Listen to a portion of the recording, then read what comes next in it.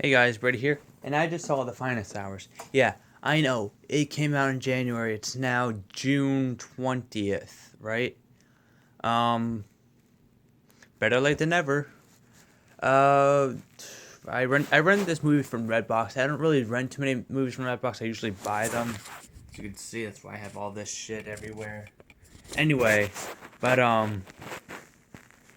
so yeah, this is a Disney PG-13 movie. The first PG-13 movie they did since uh Saving Mr. Banks, which also came out the same year as The Lone Ranger. Anyway, so this movie is about a group of these Coast Guards. Um, they get lost at sea after like their ship just gets destroyed by this big wave, and now they're just trying to survive it. And then they have like I would, and then they have like these Chris Pine's character has to go out with some of the other captains, I guess, go out and like rescue them. This actually has a pretty good cast. This has Chris Pine, Eric Bana, Casey Affleck, and that's all I can remember. And this kind of has the same storyline as The Perfect Storm, except Perfect Storm came out 16 years ago. This movie just came out this year. Although Perfect Storm has a bigger cast. Perfect Storm has George Clooney, Mark Wahlberg, John C. Riley, William Fichtner, a whole bunch of people in that movie. Um, but yeah, I uh, I was a little bit iffy about this movie, and I'll tell you one thing. First of all, it's Disney, and I was like, I don't want Disney to be doing a movie like this. It would have been a lot better if they had like if like Paramount bought the rights to the story. Paramount would have made it a little bit better. I feel like, not saying that this movie is terrible. This movie is actually really really good. It's better than I expected it to be. But let me just say this right now.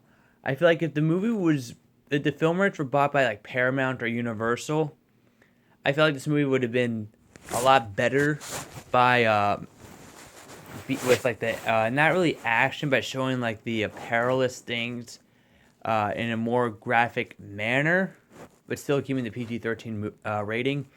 And he was using some profanities, not the occasional Disney, oh damn shit, fuck. No, they don't say fuck, or just damn and bitch. I mean, since this is Disney, you don't get that. You just get ass hell and that. I just feel like didn't really feel natural. Anyway, um, but yeah, I feel like if this was Paramount doing this movie, we would have gotten uh, a bit a better take on the story. More, I don't want to say I want violence. I'm just saying that when they showed violence in this movie, it was very quick. It's like, oh, we're Disney. We can't show anything too graphic. So they're trying to stay on the family friendly side while trying to hold on to this PG-13 rating. Whereas if Paramount were to do this, they would keep the PG-13 rating, but not be on the family friendly side of the spectrum, um, if that makes sense. But this movie blew me away. And another problem I have with this movie was the director, Greg Gillespie, whatever the fuck his name is, Craig. Yeah. Uh, I don't really like him as a director. He directed Million Dollar Arm with John Hamm, and that movie was funny up until the second or third half of the movie. It just fell apart. But and plus we had two separate vomiting scenes in that movie. Two separate vomiting scenes. Because one vomit scene wasn't enough. We had to have fucking two of them. Um. So yeah. Uh. I also saw Dirty Grandpa. I also rented that from Redbox a little while back. Not gonna review it because I don't care to review it. It's not that it was a bad movie. I actually really enjoyed it. It's not like a smart comedy.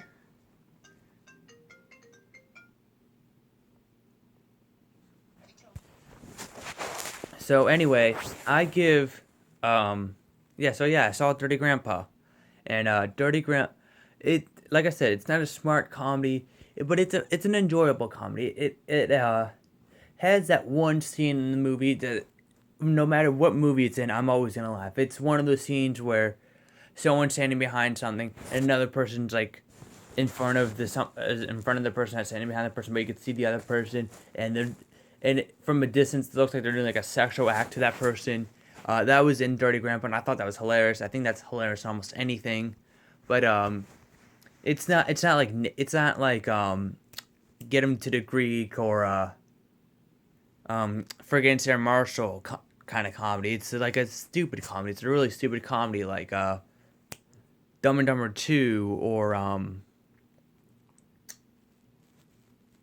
what was I gonna say? Dumb and Dumber 2 or trying to look what I have on my shelf, or Big Mama's House 3. But I enjoyed it. But anyway, I give The Finest Hours 4 out of 5 stars. I wasn't expecting to give this movie more than like a 2.5 or a 3. This movie blew me away. I actually might buy this on Blu-ray.